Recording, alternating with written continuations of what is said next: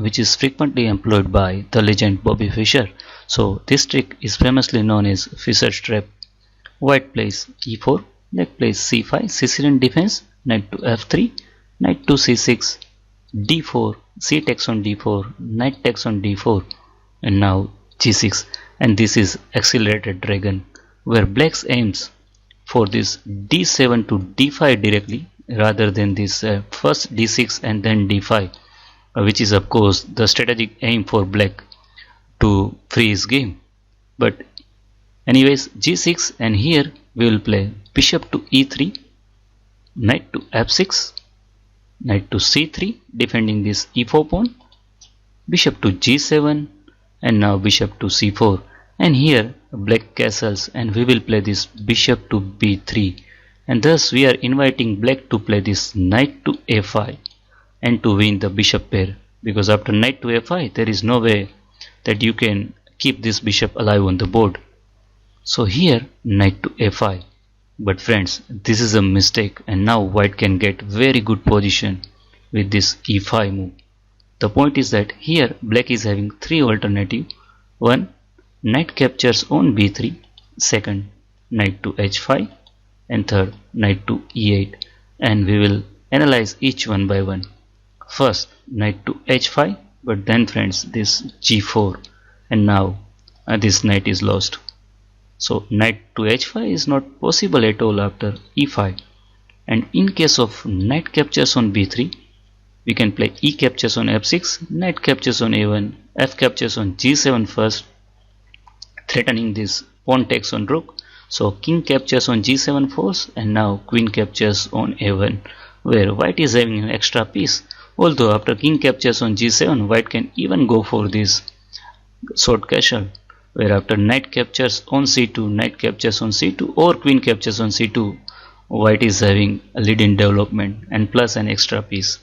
But anyways, after e5, knight to e8 looks a safest option.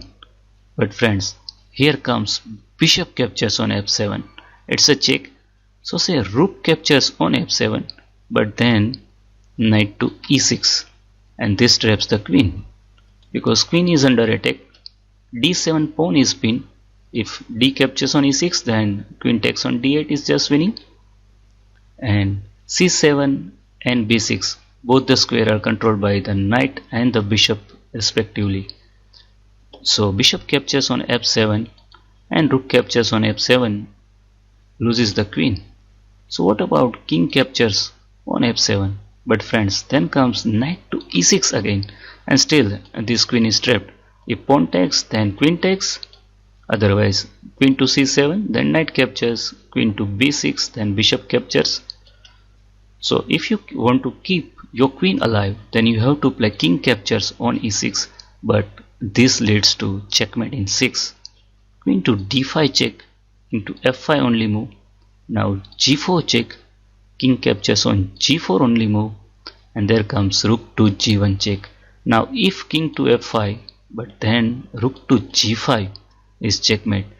So say you are moving your king to h5, but friends, then comes this queen to g2, and now I am threatening this queen to h3 checkmate, queen to g4, and queen to a g5 checkmate. And of course you cannot protect all of three in just one move.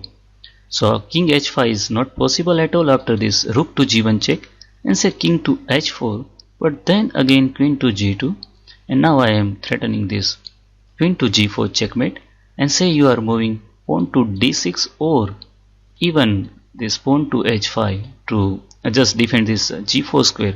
But in both the cases I can first go queen to g5 check, king to h3, and now queen to g3 is just checkmate.